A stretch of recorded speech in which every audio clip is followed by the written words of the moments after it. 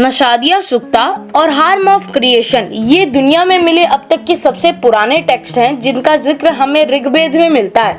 अब ऋग्वेद के अनुसार हमारा जो ये यूनिवर्स है ना, इसमें पहले कुछ भी नहीं था। ना हम थे, ना पृथ्वी थी, ना टाइम था, ना कुछ भी नहीं था, केवल अंधेरा था। लेकिन फिर अचानक से एक दिन हर जगह प्लाज्मा बिखरने लगी। धीरे धीरे ये प्लाज्मा पूरे यूनिवर्स में फैलने लगी और ये एक्सपेंड करने लगी। फिर उसके बाद काफी लंबे टाइम के बाद लाइफ का क्रिएशन होना शुरू हुआ और इसी एवोल्यूशन का नतीजा हम इंसान भी हैं। अब ये थ्योरी काफी हद तक बिग बैंग थ्योरी से भी मेल खाती है, जिसमें बताया गया है कि पहले ब्रह्मांड में कुछ भी नहीं था, टाइम भी नहीं था, लेकिन फिर एक बड़ा सा तारे में विस्फोट हुआ जिसकी वजह से बहुत सारी एनर्जी निकली और फिर एवोल्यूशन का ही नतीजा हम हैं। लेकिन इसके बाद तो एक डिबेट उठ जाता है कि आखिर सही कौन है, रिलीजन या फिर तो साइंस। देखिए, जब भी इन दोनों को हम कंपेयर करना चाहते हैं तो दोनों ही एक दूसरे के खिलाफ जाते दिखाई देते हैं। इसकी वजह से हम इन दोनों में से सही कौन है, इसको हम तभी डिसाइड कर सकते हैं जब हम इनके प्लस पॉइंट्स को काउंट करें।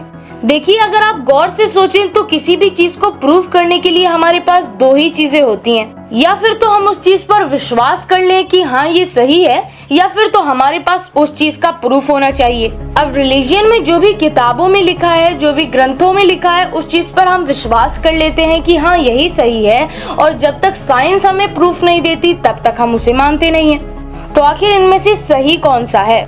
लेकिन आइए पहले जानते हैं कि अलग अलग धर्म में इस ब्रह्मांड की शुरुआत कैसे हुई थी। देखिए, बाइबल की एक बुक है जिसे जेनेसिस नाम दिया गया है। जेनेसिस में दो कहानियां हैं, जेनेसिस 1 और जेनेसिस 2, जिसमें बताया गया है कि गॉड ने इस दुनिया का निर्माण 6 दिनों में किया था।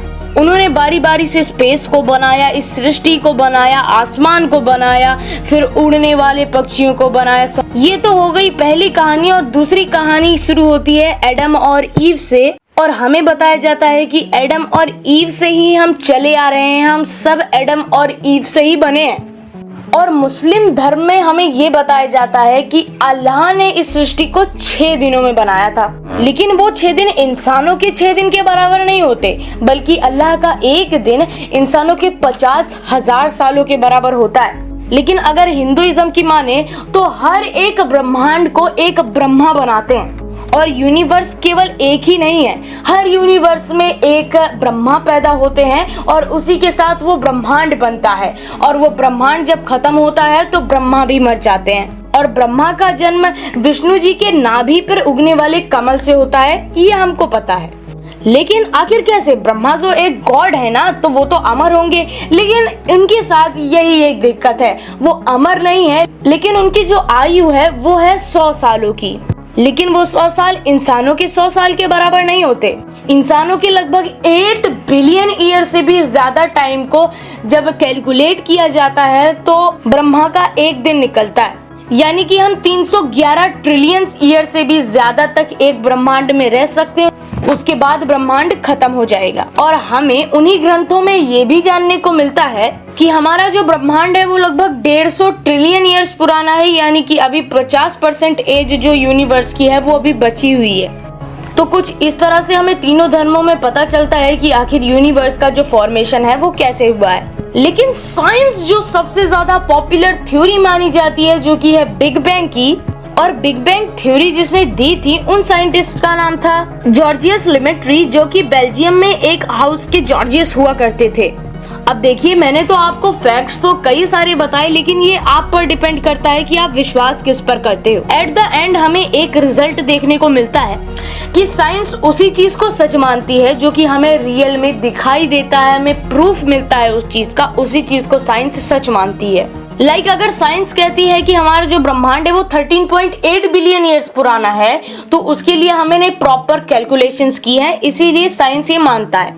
अब यहाँ तक तो आपको साइंस ही क्लियर विनर दिख रहा होगा। लेकिन अगर मैं आपसे कहूँ कि अब जब हम धीरे धीरे आगे बढ़ रहे हैं स्पेस के मामले में और अपनी टेक्नोलॉजीज के मामले में, तो साइंटिस्ट ये खुद कह रहे हैं कि हमें हो सकता है कि अपनी जो नॉलेज है, जो भी अभी तक हम मानते आए हैं, वो हमें बदलना पड़ सकता है।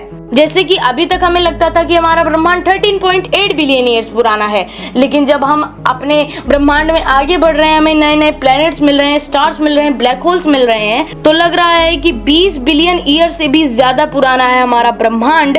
और ऐसी ही कई सारी चीजें हैं जिसके बारे में हमें अभी पता चल रहा है, और उसकी जो जिक्र है वो हमें करोड़ों अरबों साल पहले हमारी धर्म की ग्रंथों में मिल चुका है।